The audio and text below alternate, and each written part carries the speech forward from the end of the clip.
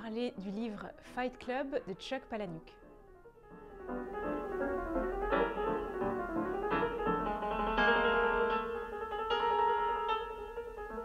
Si comme moi vous êtes né dans les années 80, début plutôt des années 80, vous avez forcément vu le film Fight Club qui est sorti en 99 de David Fincher avec entre autres les excellentissimes Edward Norton, Brad Pitt, Jared Leto, Helena Bonham Carter, etc., etc. Je sais pas si c'est le premier film qui m'a marqué comme ça, en tout cas ça a été une déflagration, tant visuelle, esthétique, dans la forme, la musique, je me rappelle, la musique avait été culte.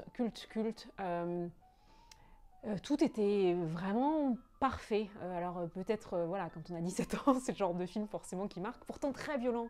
Et je suis pas une adepte des films violents, mais j'avais trouvé ce film vraiment génial au sens propre du terme. Je n'avais jamais revu le film, je ne l'ai jamais revu, et me voilà donc un peu plus de 20 ans après, ça fait un peu mal, ouch, en train de chercher dans la librairie où je fais des livres audio, voilà, je devais récupérer un nouveau livre. Et la bibliothèque était vide, il restait que ça. En voyant, honnêtement, quand vous voyez la couverture, bon, ça donne pas super envie, je me suis dit, mais qu'est-ce que je vais lire? Puis je sais pas, je me suis dit, le film était tellement génial, je vois pas ce que le livre va m'apporter, bref. Donc c'est un peu la mort dans l'âme, je traîne la patte et me voilà lisant ce bouquin qui en fait est à la hauteur, mais évidemment même je dirais au-dessus, puisque David Fincher n'est qu'une adaptation de ça. Et en fait ce qui m'a le plus marqué, je vais vous en parler bien sûr un peu plus, mais ce qui m'a le plus marqué c'est surtout la fidélité de l'adaptation au livre. C'est-à-dire qu'en relisant le livre, alors que je n'ai jamais revu le film, j'ai revu le film, mais vraiment limite scène par scène. Donc il y a vraiment...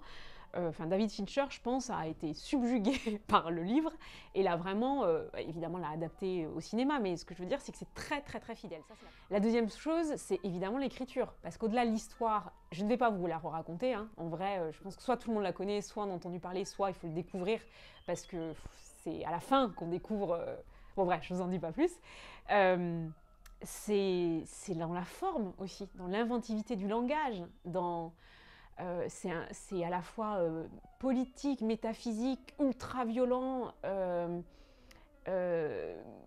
parfois dégoûtant. Ça vous marque de partout, en fait. C'est fou.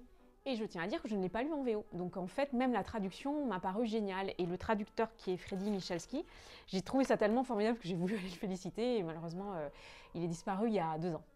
Voilà, vous connaissez tous, encore une fois, donc je ne vais pas vous en dire plus, mais c'est dans le cynisme de l'écriture, dans la justesse, dans le portrait cinglant quoi, de la civilisation dans laquelle on vit. C'est révolutionnaire. Enfin, encore une fois, quand on voit ça à 17 ans, ça donne envie de tout casser, quoi. Mais même à 40, en le relisant, c'est le même effet, vraiment. Je recommande chaudement. Je vais vous lire un passage, j'aurais pu en choisir 20 000, parce qu'en fait, tout est complètement génial. C'est le chapitre 15. Monsieur son honneur, Monsieur le Président du chapitre local du Syndicat national des opérateurs de cinéma indépendants et projectionnistes nationaux unis, était simplement assis. En dessous, derrière et à l'intérieur de tout ce que l'homme prenait pour argent comptant, quelque chose d'horrible poussait. Rien n'est statique, tout part à volo. Je sais cela parce que Tyler sait cela. 3 ans durant, Tyler avait recollé des films, il les avait recoupés pour une chaîne de cinéma. Un film voyage en 6 ou 7 petites bobines rangées dans une valise de métal. Le travail de Tyler consistait à recoller les bobines ensemble en une bobine unique de 1,50 m que les projecteurs automatiques, positionnement et rembobinage pouvaient accepter. Après 3 années, 7 cinémas, au moins 3 projections par cinéma, de nouveaux films chaque semaine, Tyler avait manipulé des centaines de copies. Pas de chance. Mais avec la multiplication des projecteurs à positionnement et rembobinage automatique, le syndicat n'avait plus besoin des services de Tyler. Monsieur le président de chapitre était obligé de convoquer Tyler pour une petite séance assise. Le travail était ennuyeux, la paix de la merde, et donc le président du syndicat uni des cinémas unis et indépendant des opérateurs de projection unis a dit que son organisation rendait à Tyler Durden un service en le virant avec douceur et élégance, genre promotion diplomatique. Ne prends pas cela pour un rejet, prends-le pour une remise à juste place.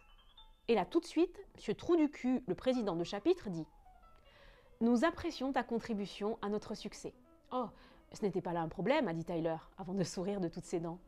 Aussi longtemps que le syndicat continuerait à expédier son chèque de paie, il garderait le silence.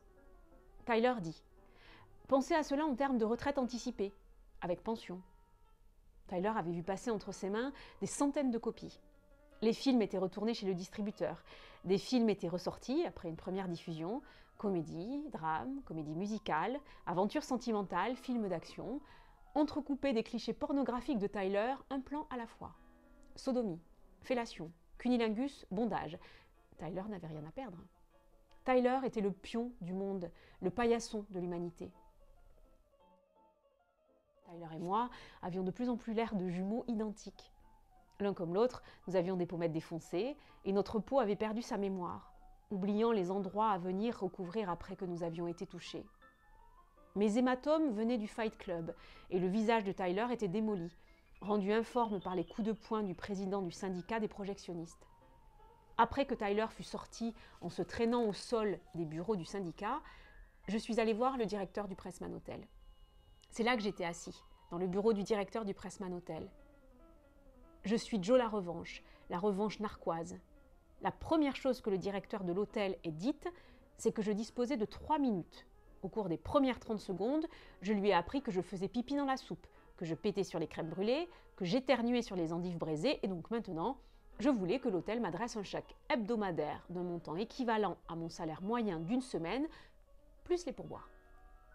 En échange, je ne reviendrai plus travailler, je ne contacterai pas les journaux ni les services de l'hygiène avec des aveux confus et larmoyants. Les grands titres. Le serveur mal dans sa peau reconnaît avoir pollué la nourriture. Bien sûr, ai-je dit, je pourrais peut-être me retrouver en prison. Il pourrait me pendre et m'arracher les noisettes, me traîner dans les rues, me fouetter la peau, me brûler à la soude caustique, mais le Pressman Hotel garderait toujours la réputation de l'hôtel où les gens les plus riches de la Terre ont mangé du pipi.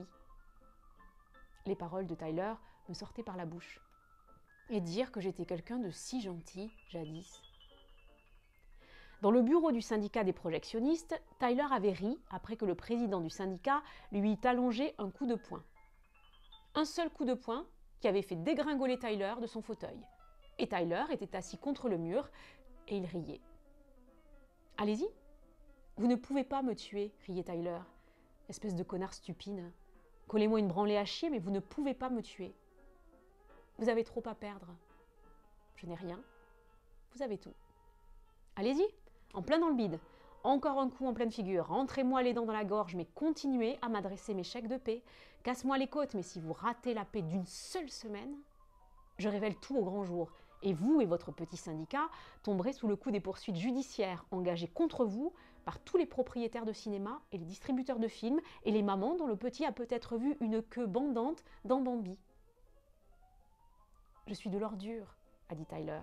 Je suis de l'ordure, je suis de la merde, je suis cinglé à vos yeux et aux yeux de tout ce putain de monde, a dit Tyler au président du syndicat. Vous vous fichez bien de l'endroit où je vis, des sentiments que j'éprouve, de ce que je mange ou de la manière dont je nourris mes mômes ou dont je paie le médecin si je tombe malade. Eh oui, je suis stupide, je m'ennuie, je suis faible, mais je suis encore sous votre responsabilité.